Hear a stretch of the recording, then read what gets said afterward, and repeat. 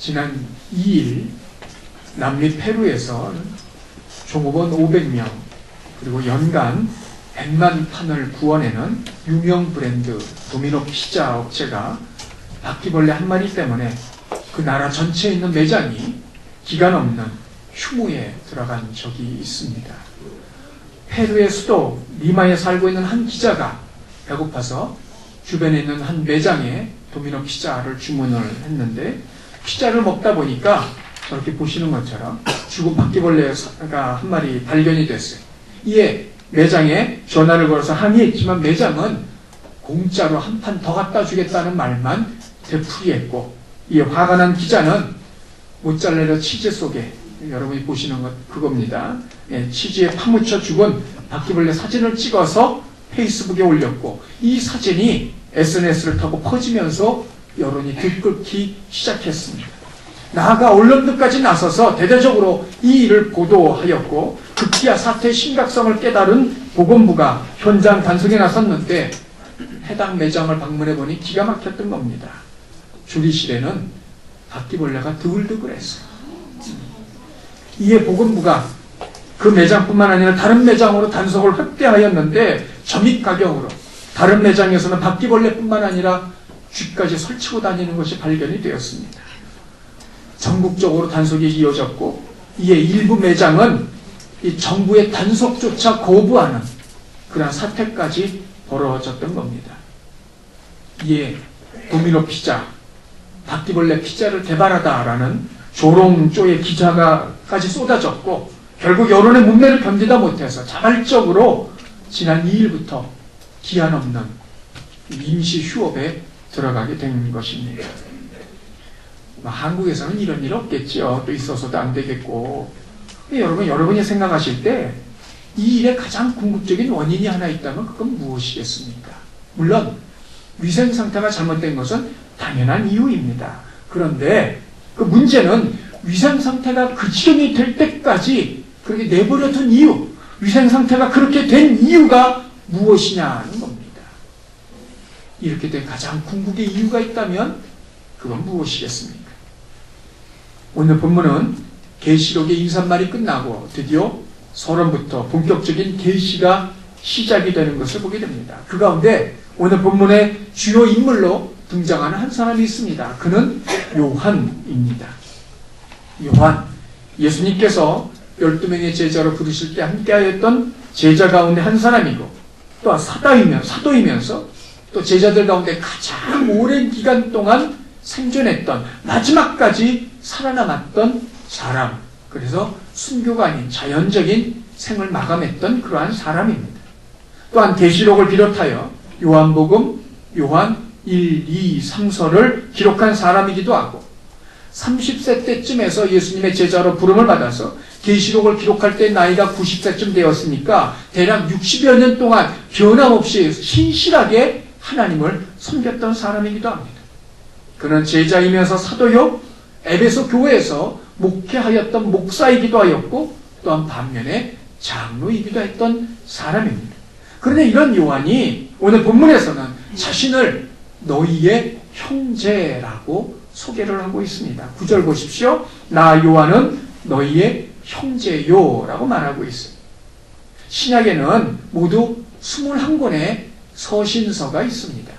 그 가운데 13권은 바울이 기록한 것이고, 한 권은 야고보가 기록했고, 2권은 베드로 사도가 기록을 했고, 하나는 유다가, 그리고 하나는 이름을 알 수 없는 익명의, 아마도 바울이라고 추측을 합니다만 히브리서가 그것이고, 마지막 3권이 바로 요한이 기록한 서신서입니다. 그런데 유독 요한만이 이 너희의 형제라고 자신을 소개하고 있어요. 다른 서신서에 보면 대부분 예수 그리스도의 사도 아니면 종이라고 자신을 소개하고 있는데 요한만 형제라고 소개하고 있더라는 거예요. 그럼 요한이 여기서만 그러느냐? 그렇지 않아요. 오히려 이 요한 2, 3서에서 보게 되면 요한은 자신을 소개할 때 장로라고 이야기를 하고 있어요. 근데 본문 요한계시록에서만 유독 자신을 형제라고 소개하고 있습니다. 그냥 자신에 대한 여러 소개 가운데 하나를 말하고 있는 것이 아닙니다. 본문에서 요한이 자신을 형제라고 소개한 것은 요한의 독자들, 즉 일곱 교회의 성도들과의 그 동질감, 바로 그것 때문이었습니다. 당시 일곱 교회의 성도들이나 요한은 같은 사람들이었고, 이 동질감에 의해서 요한은 자신을 성도들에게 형제라고 소개하고 있는 겁니다. 자, 그러면 요한과 일곱 교회의 성도들의 동질감은 무엇일까요? 오늘 본문 9절에 보면, 자, 9절에 보면 너 예수 그리스도의 환난과 나라와 참음에 함께 동참했다 말하고 있어요. 동참, 어떤 일에 함께하는 참여자입니다. 그럼 여기서 말하는 이 어떤 일은 무엇일까요? 9절에 보면 모두 세 가지인 것을 보게 됩니다. 첫째는 환난입니다. 원문의 의미를 보면 큰 무거운 돌을 몸 위에 올려놓았을 때의 그 중압감, 무게, 압력 혹은 바로 그런 것들을 말하고 있습니다. 그리스도인이기 때문에 겪는 전반적인 시련과 박해입니다. 당시 로마의 황제는 도미티안이었습니다. 그런데 그의 형은 티토스, 즉 예루살렘을 함락했던, AD 70년에 예루살렘을 함락했던 바로 그 사람이었습니다. 근데 이 티토스 이 황제는 비록 예루살렘을 함락했던 사람이긴 하였지만 그렇게 잔인한 사람은 아니었어요. 그래 반면에 그의 동생이었던 도미티안은 달랐습니다. 자신을 신으로 부르라 강요하였고 이를 거부한 사람들이면 누구든지 무자비하게 처형했던 사람입니다. 커다란 원형 경기장에 사자밥으로 던져넣기도 하였고 어떤 이는 장작더미 위에서 화형을 당하기도 하였고 어떤 이는 야생동물의 껍질을 뒤집어 씌워서 사냥개의 먹이가 되기도 하였고 심지어 자신의 아기를 품에 감싸 안은 채 십자가에 달린 엄마들도 있었던 것을 보게 됩니다. 요한을 비롯한 당시의 성도들은 생명의 상당한 위협에 직면하였고 그들에게는 다른 어떤 길도 제시되거나 보여진 적이 없습니다. 이건 요한 역시 마찬가지입니다. 예수를 믿는다는 한 가지 이유만으로 도미티안을 황제와 신이라고 부르지 않는다는 한 가지 이유만으로 요한은 산채로 끓는 기름 가마 속에 던져졌습니다. 일종의 튀김이었던 겁니다. 그런데 하나님의 보호하심으로 하나님의 지키심으로 하나님의 은혜로 그 가운데서도 그는 죽거나 상하지 않고 살아날 수 있었지만 요한 역시 이 환난을 피해갈 수는 없었던 겁니다. 그 중에 또 하나가 바로 오늘 본문에서 보는 것처럼 밤모섬의 유배가 되는 겁니다. 2년 전 가을쯤에 언젠가도 말씀을 드렸습니다만 제가 죽음에 대해서 심각하게 묵상했던 적이 있습니다. 그때 이후로 죽음을 대하는 저의 태도가 조금 달라졌습니다. 그 전까지는 목사이지만 그래서 장례식장에 들었을 때 안타까움과 슬픔의 감정을 가지고 있었지만 죽음 그 자체에 대한 이해는 깊지 않았어요. 그러나 그 이후부터 장례식장에 갈 때마다 그 죽음이 마치 제 자신의 죽음처럼 느껴지곤 합니다. 이건 요한도 마찬가지입니다. 그 자신도 그리스도로 인하여 환난을 겪어보았기 때문에 지금 그런 형편에 있는 성도들의 환난에 함께 동참하고 있더라는 겁니다. 두 번째, 그의 나라입니다. 이중 국적자라는 말이 있습니다. 다른 두 나라의 국적을 모두 동시에 함께 가지고 있는 사람을 말하고 있는데 그런데 그 당시에 성도들이 바로 그런 사람들이었습니다.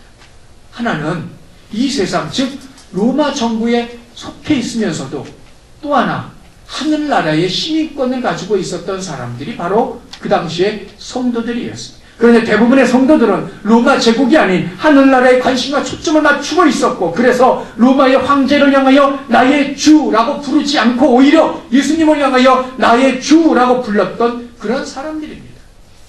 이것이 당시 일곱 교회 성도들과 요한이 모습임을 우리는 알 수 있습니다. 세 번째는 참음입니다. 흔히 우리말로 인나라고 이야기를 합니다. 그러나 이것은 그냥 묵묵히 가만히 있는 것만을 말하는 것이 아닙니다. 하나님과 교회와 성도를 향하여 쏟아지는 그 핍박 속에서도 하나님의 교회를 향한 변하지 않는 충성된 순종의 모습을 보여주고 있는 것, 끝까지 자신의 믿음을 꺾지 않고 나아가고 있었던 것, 그것이 바로 참음입니다. 요한과 당시의 성도들은 손에 무기를 들고 로마 정부에 대항하여 싸우지 않았습니다. 대신 그들은 믿음으로 끝까지 포기하지 않고 싸웠던 사람들입니다. 이것이 참음이고 인내였고 요한 역시 당시의 성도들과 같이 이러한 어떤 핍박 속에서도 그 믿음을 지키고 있었던 사람입니다. 요한과 성도들은 각각 제각각이 아니었습니다. 당시 성도들이 겪었던 일들을 요한도 겪었고, 당시 성도들이 속해 있던 하늘나라에 요한도 속해 있었고, 당시 성도들이 온갖 핍박 속에서도 믿음을 지켰던 것처럼 요한 역시 자신의 믿음을 굳건히 지키고 있습니다. 자, 그러면 이 환난과 나라와 참음이 앞서 말씀드린 그런 것이라는 증거가 무엇이겠어요? 그들의 환난과 나라와 참음, 그것이 하나님과 연관된 것임을 어찌할 수 있겠느냐 말이죠. 9절을 보십시오. 9절에 보면 예수의 환난과 나라와 참음에 동참하는 자라고 말하고 있습니다. 환난과 나라와 참음은 일반적인 환난과 나라와 참음이 아닌 예수님의 환난과 나라이며 참음이었습니다. 예수님으로 인해 주어진 환난이고 예수님의 나라이고 예수님을 위한 참음이었습니다. 당시 성도들과 요한은 예수님으로 인한, 예수님을 위한 그런 환난을 당했고 그런 나라에 속했고 그로 말미암아 길이 참을 수 있었던 겁니다. 그러면 그 결과 그들이 그렇게 환난과 나라와 참음에 동참했던 그 결과가 무엇일까요? 요한의 경우 오늘 본문에 보면 두 가지 그에게 결과로 주어지고 있습니다. 첫째는 그는 담모라는 섬에 유배가 됩니다. 지금 여러분이 보시는 것처럼 지중해 한쪽은 그리스요 한쪽은 터키를 보고 계시는데 이건 지도를 좀 이게 축소해서 그린 겁니다. 근데 담모섬이 어디 있느냐? 이 부분입니다. 이게 에베소인데 에베소로부터 담모까지 대략 80km 정도가 된다고 합니다. 길이는 16km고 폭은 10km. 생긴 모습은 반원형, 타원형 같이 생긴 그러한 섬입니다. 바위와 화산으로 이루어진 황량한 그런 섬이기도 합니다만 그렇다고 해서 사람이 살지 못하는 무인도는 아닙니다. 그 섬에는 그 당시에도 아데미 여신을 섬기는 신전과 사제들이 있었고 요한이 유배될 당시만 해도 대략 한 2,000명 정도의 사람들이 살고 있었다고 이야기를 합니다.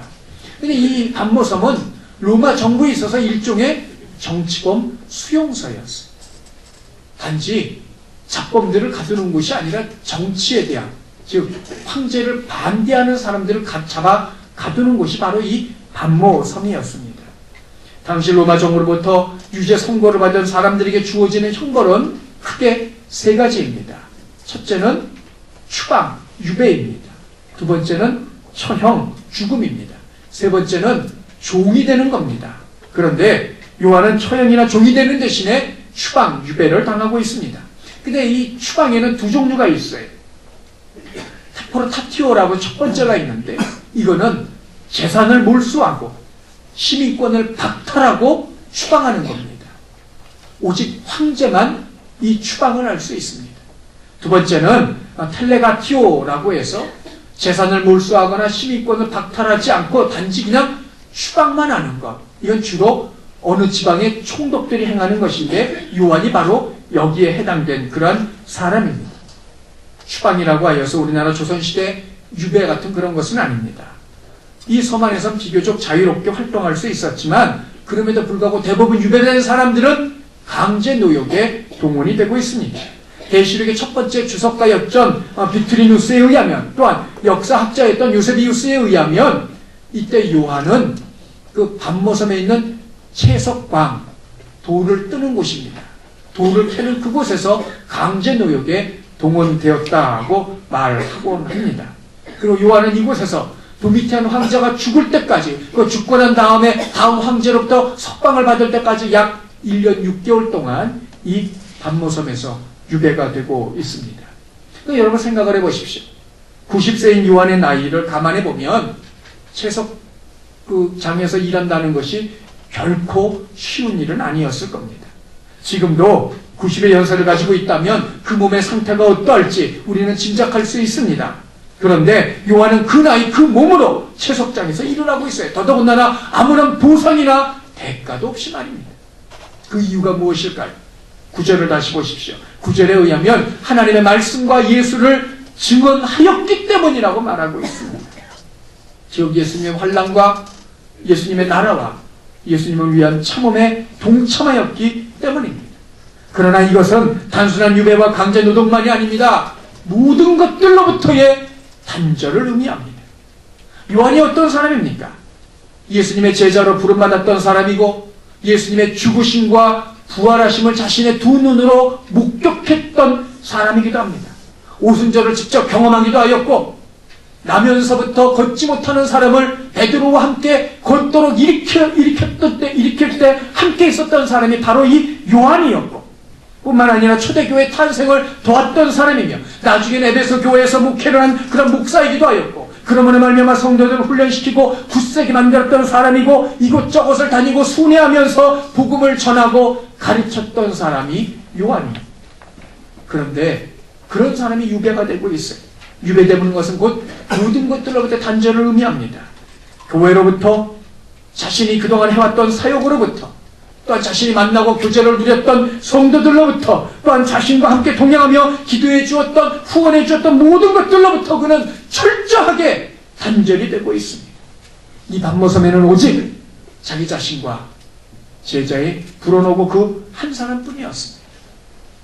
하나님을 위하여 예수 그리스도를 증거한 결과 예수님의 환난과 나라와 참음에 동참한 결과가 유배더라는 말입니다. 모든 것들로의 단절, 그것이 그에게 주어졌던 첫 번째입니다. 두 번째가 있습니다. 그건 주의 날에 성령의 감동이 된 것입니다. 10절 우리 다 함께 읽습니다. 시작. 주의 날에 내가 성령에 감동되어 내 뒤에서 나는 나팔소리 같은 큰 음성을 들으니 주의 날, 오늘날로 말하면 이게 주일입니다. 근데 그곳에서 성령의 감동이 되었다는 겁니다. 학자들에 의하면 성령에 의한 황홀감 혹은 무아지경 등을 말하고 있는데 한마디로 성령의 사로잡힘입니다.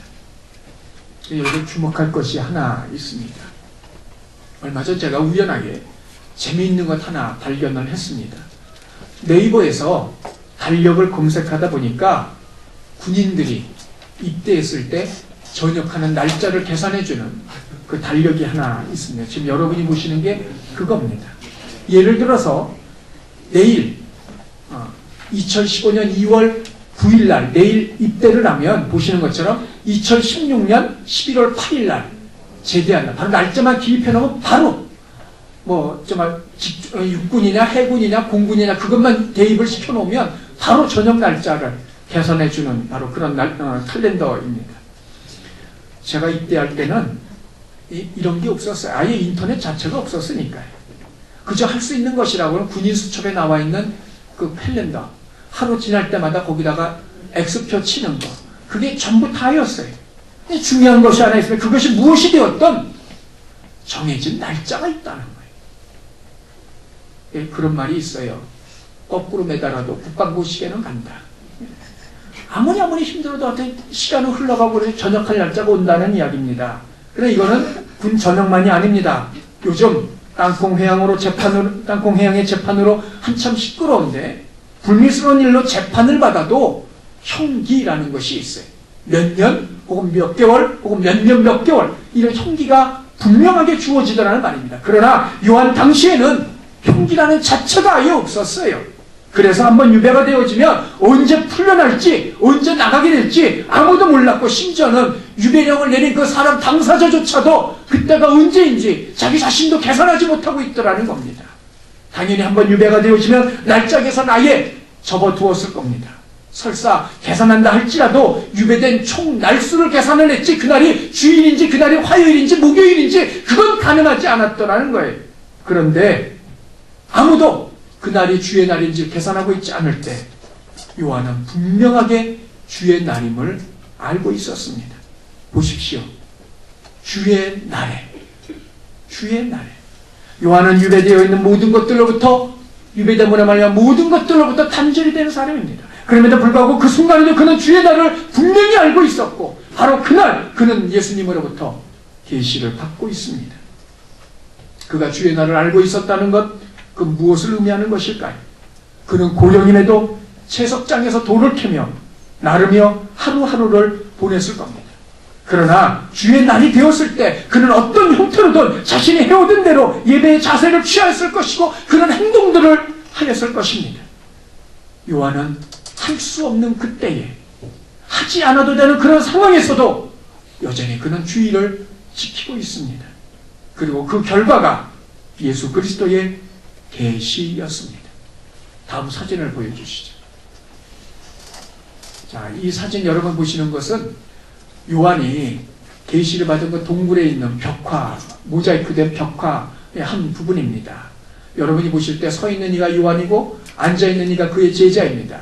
동굴같이 보이죠? 그곳에서 요한은 고령인지라 글을 제대로 쓸 수 없었고, 그래서 하나님이 불러주시는 것을 요한이 듣고 말하면 제자가 그대로 받아 적는 장면을 묘사해 놓은 겁니다. 그 다음 사진을 보여주세요. 실제로 반모섬에 있는 동굴, 요한이 계시를 받았다고 전해지는 그 동굴, 바로 그 자체를 여러분이 보고 계십니다. 그러면 이렇게 요한이 받은 이 계시, 주의 날을 지킴으로 말미암아 정말 그렇게 혹독한 상황과 그 여건 속에서도 주의 날을 지킴으로 그가 받았던 그 계시, 그것은 과연 무엇이겠습니까? 11절 우리 다 함께 읽습니다. 시작. 이르되 내가 보는 것을 두루마리에 써서 에베소, 서머나, 버가모, 두아디라, 사데, 빌라델비아, 라오디게아 등 7교회에 보내라 하시기로. 요한이 받은 계시, 소아시아 7교회에서 교회에 자신이 본 것을 그대로 기록하여 보내는 것, 즉 그가 받은 그 계시는 그에게 주어진 또 다른 사명이었던 겁니다. 왜 하필 7교회였을까요? 그 7교회는 그 당시에 그 지역의 교통과 행정과 우편의 중심지였습니다. 당연히 다른 도시에 있는 교회들보다 우선적으로 편지를, 이 책을 전달할 수 있었습니다. 그러나 그보다 더 중요한 것은 이 7교회는 제각기 다른 사정과 상황 속에 있습니다. 이유 보시면 아시겠습니다만 예수님께서는 7교회를 대하여 하시는 말씀이 다 제각기임을 보게 됩니다. 이것은 7교회들이 다 각각 다른 상황에 있었음을 의미하는 이야기입니다. 그럼에도 이 7교회를 말씀하신 것은 실제 7교회만 말씀하시는 것이 아니고 세상에 있는 모든 교회를 대표해서 이 7교회를 말씀하고 있음을 보게 됩니다.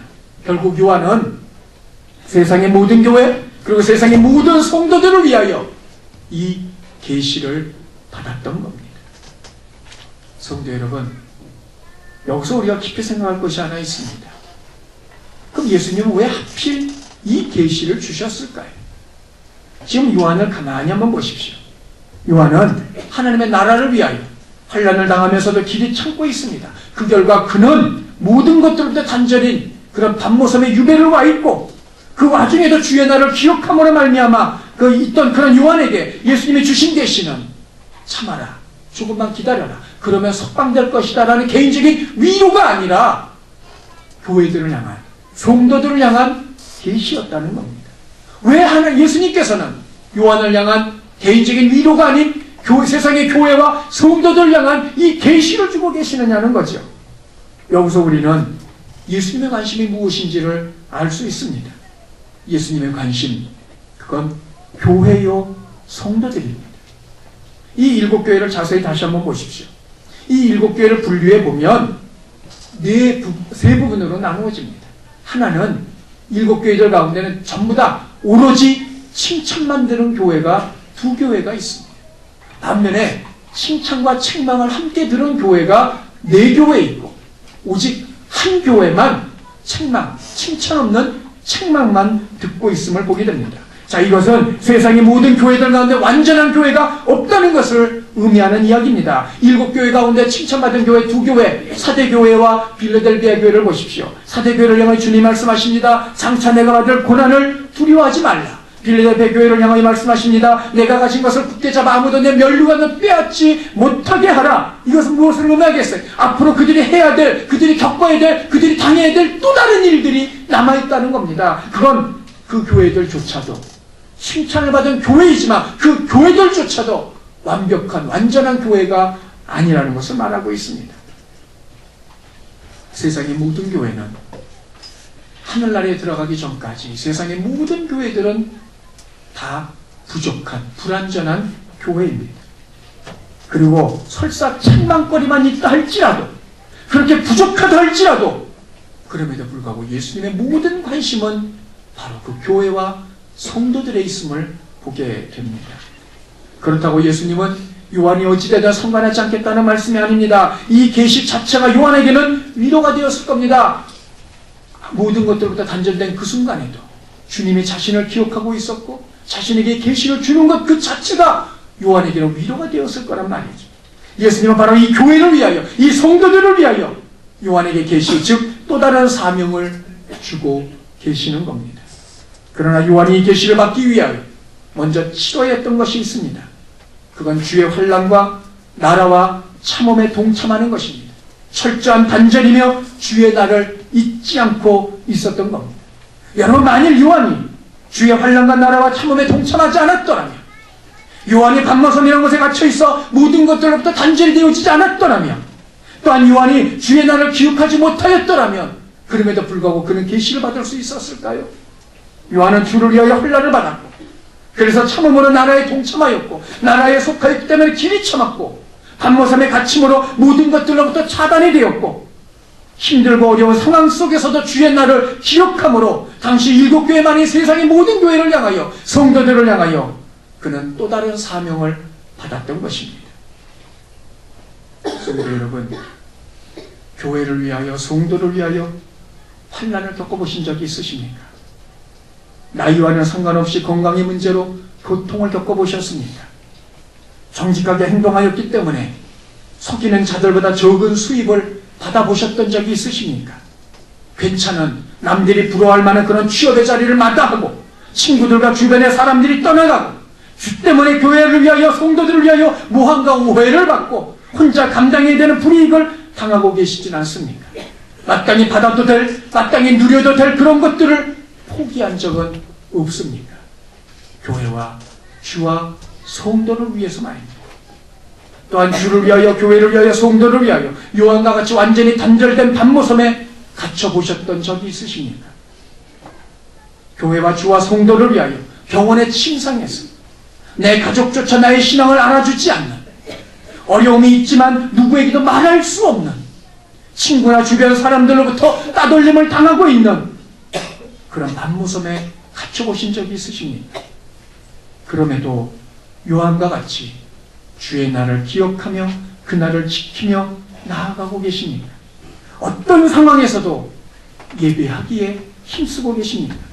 복음성가의 가사대로 아무도 예배하지 않는 그곳에서 예배하고, 아무도 찬양하지 않는 그곳에서 찬양하며, 아무도 헌신하지 않는 그곳에서 헌신하고, 아무도 증거하지 않는 그곳에서 증거하고 계십니다. 주의 날을 위해서, 주의 날을 위하여 하던 일을 멈춰보셨습니까? 주의 날을 위하여 이익을 포기해보신 적이 있으십니까? 주의 날을 위하여 사람들의 비난과 오해를 받아보신 적이 있으십니까? 주의 날을 위하여 어떤 형태로든 손해를 기꺼이 감수해 보셨습니까? 누구보다도 그럴 수 없는 형편에서, 그럴 수 없는 상황에서, 그럴 수 없는 마음에서도 요한은 주의 날을 기억하였고, 그 결과 하나님으로부터 계시, 온 세상과 성도와 교회를 향한 또 다른 사명을 받고 있습니다. 성도 여러분, 남미 페루의 도미노 피자가 스스로 무기한 휴업에 들어간 이유가 무엇일까요? 겉으로는 위생 상태가 문제입니다. 그러나 내면적으로는 사명에 충실하지 못했기 때문입니다. 그래서 그 모양이 되고 말았던 겁니다. 세상의 일이 수만 가지든 수십만 가지든 수백만 가지든 상관없이 세상의 모든 일들은 단 두 종류로 구분이 되어집니다. 하나는 생존을 위한 일입니다. 무엇을 먹고, 무엇을 입고, 무엇을 어디서 살고, 무슨 차를 타고 노후 준비에 이르기까지 모두 다 생존을 위한 일입니다. 만일 목사를 할지라도 이런 마음으로 목회를 감당하고 있다면 그건 생존을 위한 직업일 뿐입니다. 이것이 첫 번째 일입니다. 두 번째 일, 그건 사명을 위한 일입니다. 비록 그 일이 힘들고 어렵고 손해를 입고 누군가 말리고 방해를 하고 괴롭힌다 할지라도 끝까지 이루어내는 바로 그 일, 그건 사명을 이루기 위한 일입니다. 그런데 우리가 잊지 말아야 할 것이 하나 있습니다. 하나님은 우리를 세상에 보내실 때 생존을 위하여 내보내신 적이 없습니다. 그건 주께서 책임지시겠다 말씀하고 계십니다. 하나님은 우리를 세상의 사명을 이루기 위하여 보내고 계십니다. 마태복음 6장 31절 33절을 보십시오. 그런즉 염려하여 이르기를 무엇을 먹을까? 무엇을 마실까? 무엇을 입을까? 어디서 잘까? 어떤 차를 탈까? 하지 말라. 이는 다 이방인들이 구하는 것이라. 하나님 없이 사는 사람들이 구하는 것이라. 너희 하늘 아버지께서 이 모든 것이 너희에게 있어야 할 줄을 아시느니라. 그런즉 너희는 먼저 그의 나라와 그의 의를 구하라. 그러면 이 모든 것들, 먹고 마시고 입고 자고 쓰는 모든 것들을 너희에게 더하여 주시리라. 내가 하고 싶은 일, 그것이 사명일 수도 있습니다. 그러나 그보다 분명한 사명은 내가 하기 싫어도 반드시 해야만 하는 그 일, 내가 하지 않으면 안 된다는 생각이 드는 바로 그 일, 그것이 사명입니다. 그리고 그것 가운데 하나가 요한과 같이 교회와 성도를 세우는 일입니다. 예수님의 관심이 바로 거기에 있기에 예수님께서는 그것을 위하여, 교회와 성도를 위하여 몸께 드리고 피 흘려 죽으셨기 때문입니다. 성도 여러분, 교회를 세우기 위하여, 성도를 세우기 위하여 저와 여러분은 무엇을 하고 계십니까? 교회와 성도를 위하여 환난을 겪고 계십니까? 교회와 성도를 위하여 오랫동안 참아보셨습니까? 교회와 성도를 위하여 밤모성 같은 곳에 갇혀보신 적이 있습니까? 교회와 성도를 위하여 주의 날을 기억하고 계십니까? 저희 작은 아이 이야기입니다. 허락을 받고 이야기하는 겁니다. 우리 정한석 집사님 배려로 저희 작은 아이가 이제 알바를 지금 하고 있습니다. 근데 알바하다가 어떤 여자아이가 하나 다가오더니 전화번호를 달라고 그래요. 전화번호를 주었답니다. 일종의 번호를 따인 겁니다. 그리고는 한 번 만났대요. 만나보니까 괜찮더래요. 교회도 나가고 마음에 들었던 것 같습니다. 그럼 나중에 교회가 어디냐 물어봤더니 화정교회라고 그러더래요. 아이가 집히는 게 있어서 인터넷으로 검색해 봤더니 신천지 교회였어요. 만나고 돌아온 다음에 그 아이에게 문자를 보냈답니다. 당신하고 나하고는 가는 길이 다르니 만나지 맙시다. 얼마나 아까웠을까요? 그러니 여러분, 주를 위하여, 성도를 위하여, 혹시 여러분 이런 결단을 내려보신 적이 있으십니까? 2003년 3월 2일 미국 LA에서 마라톤 대회가 열렸습니다. 많은 사람들이 출발선상에서 출발 신호를 기다리고 있었는데 특별히 그들 가운데 다른 사람의 이목을 끄는 한 사람이 있었습니다. 그의 이름은 밥 웨일런드였는데 그가 다른 사람의 주목을 끄는 이유는 그는 두 다리가 없는 마라토너였기 때문입니다. 그의 아픔은 전쟁의 상처로 말미암은 것입니다. 베트남 전쟁이 한창이던 어느 날 한 전선에서 그는 위험에 빠진 동료를 구하다 포탄을 직격으로 맞았고 그래서 그는 두 다리를 잃었습니다. 전역하였지만 자신의 몸 상태로 인해서 그는 시리에 빠졌습니다. 그러던 어느 날 암으로 인해서 다리 하나를 절단한 사람이 캐나다 대륙을 달려서 횡단하는 것을 지켜보고 감동을 받아서 삶의 의욕과 도전정신을 갖게 되었습니다. 그리고 이 마라톤에 출전합니다. 웨일랜드가 뛰었던 42.19km 그는 달리고 또 달렸습니다. 아니, 그는 두 팔을 의지해서 자신의 몸을 앞으로 옮겨 놓았다는 것이 더 정확한 표현이었을 것입니다.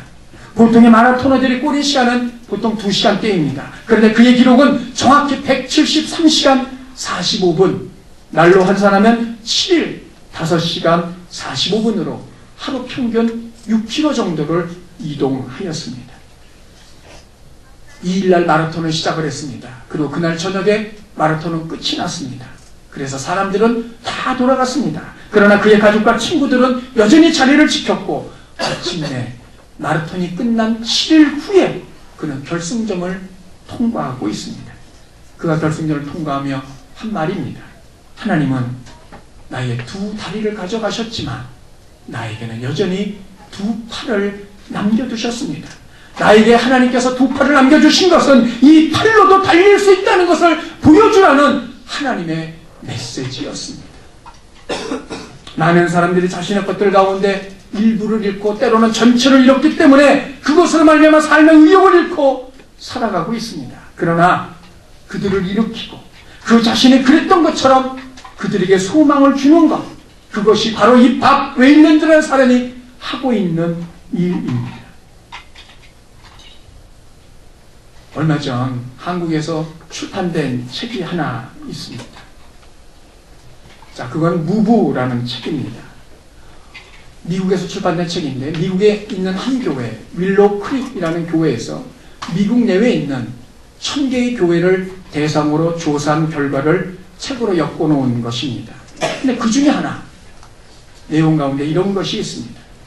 교회를 오래 다닌 사람일수록, 교회를 오래 다닌 사람일수록 그리스도의 제자가 되는 확률이 희박해진다는, 이거는 충격적인 이야기입니다. 교회를 오래 다닌 사람들일수록 그리스도의 참된 제자가 되는 확률이 낮아진다는 겁니다. 이게 뭔 소리냐 반문할 수 있을런지 모르겠어요. 한마디로 이런 이야기입니다.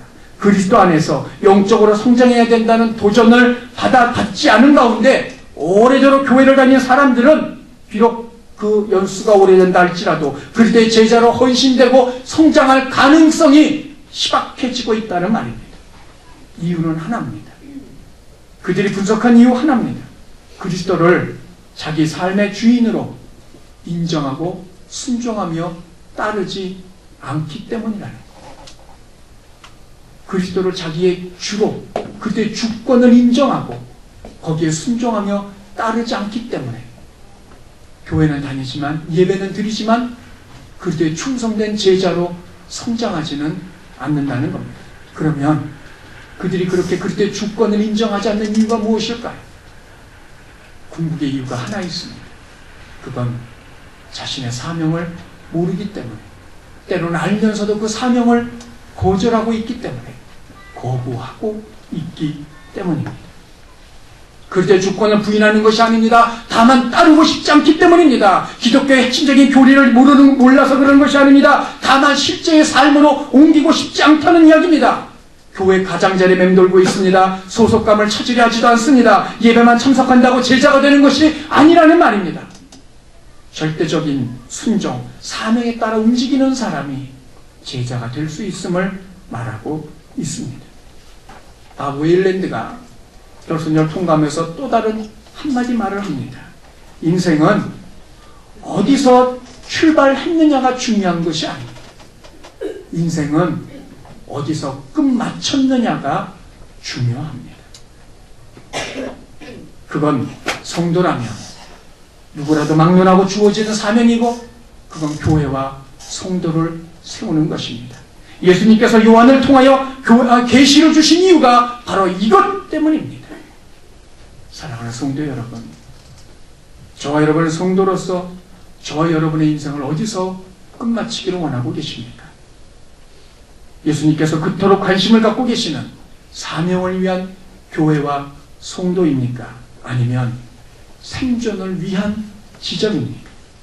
만약 이 사명을 잃어버린다면, 그래서 그저 생존을 위함이라면 우리가 굽고 있는 인생이란 피자 역시 누구도, 심지어는 자기 자신도 먹지 못할 그런 피자가 될 수도 있습니다. 성도 여러분, 교회를 위해 어떤 어려움을 겪고 있는지, 성도를 위하여 내가 겪고 있는 어려움은 정말 어떤 것인지, 또 교회를 위하여, 성도를 위하여 어떤 어려움을 우리들이 감당해야 될지를 깊이 묵상하십시오. 교회를 위하여 갖춰야 될 반모섬이 무엇인지, 그곳이 어디인지를 생각하십시오. 내가 단절해야 되고 내가 단절받아야 될 것이 무엇인지를 깊이 생각하십시오. 교회를 위하여 주의 날을 기억하되 주의 날에 해야 할 일이 무엇인지를 생각하십시오. 주의 날을 위하여 내가 포기할 것이 무엇인지, 또한 내가 감당해야 될 것이 무엇인지를 생각하십시오. 그리고 그렇게 하는 것이 우리의 사명임을 잊지 마십시오. 그리고 그렇게 살아가게 될 때, 그래야 제대로 된 인생의 피자를 구워낼 수 있고, 그를 통하여 인생에 목말라하고 갈급해하는 모든 이들을 향하여 그들의 배고픔을, 그들의 목마름을 해결해 줄 수 있는 그런 저와 여러분이 되지 않겠습니까? 이 점을 잊지 마십시다.